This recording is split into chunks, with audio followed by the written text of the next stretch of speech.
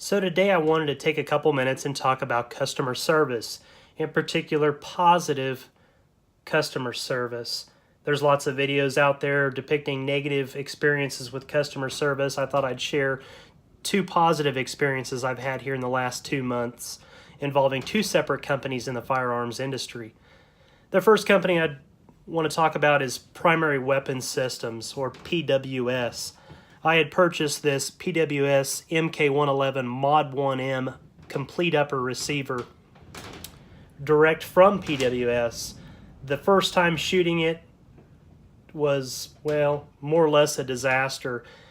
And I feel like I can say that. I own several PWS full builds, full rifle builds. Had nothing but good things to say about them. No issues, no trouble.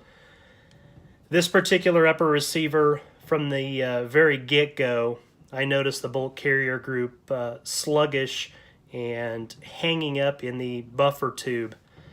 Contacted PWS, sent them a short video, which I can add on the end of this. And within 12 hours, I had a return shipping label. The upper went back to PWS. They checked everything out. They fired it, checked different things, and determined that the rear portion of the bolt carrier group was within spec, but as they stated, the upper end of their spec. They replaced that bolt carrier group. Test fired it, everything was good. They sent that upper back to me. 2,000 rounds later, I'm happy to report not a single issue. I purposely didn't clean this upper or the lower that it was on. It's shooting 95% of the time suppressed, so those of you shooting suppressed can only imagine how dirty this upper and the lower are, but no issues. I understand that a company is not going to have perfection. There's going to be points where things aren't perfect, but what do they do when things aren't as advertised? And in this case, PWS took care of the customer. The the upper receiver was out of my possession a week and 1 day. They paid shipping both ways. They replaced that bolt carrier group. It's been perfection since then. So real happy with them. They were real easy to work with. I didn't get that, the customer's making this story up.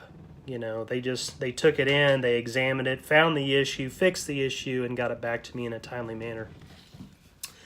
The next company will be Sig Sauer, and I'll include a video of this Sig can and my issues with it. But I had it 4 or 5 months, and I own several other suppressors and have for years, so I'm not new to the suppressor arena, but was shooting this one day. It got it warm as expected. I let it cool off. I went back and picked it up, and next thing I know, I'm shooting the can off the end of the rifle.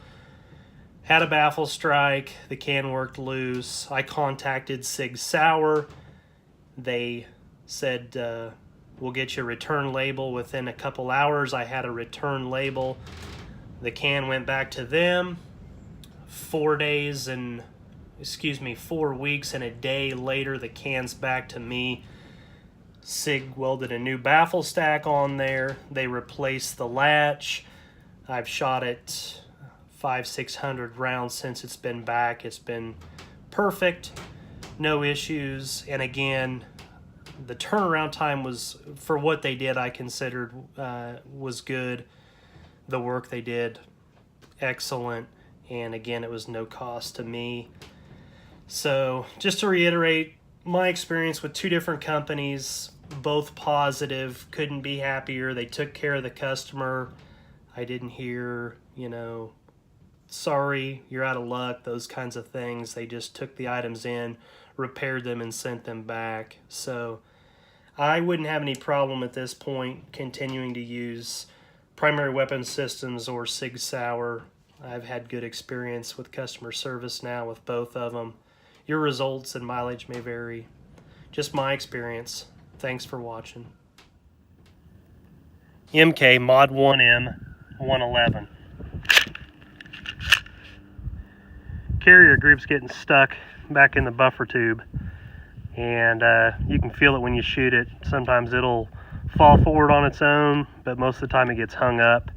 Then when it does get hung up, see, I have no magazine in the mag well. There's the bolt there. Everything's stuck in the back. I've got to do that to clear it. SIG SRD 556 QD version. This has been a great suppressor. Today had the ultimate, had a baffle strike. Shot the can off the end of the rifle. I'll give SIG a call. Hopefully they're able to help me out. I have no idea what came loose. I've got almost 2,300 rounds through this suppressor, no issues, no problems. So.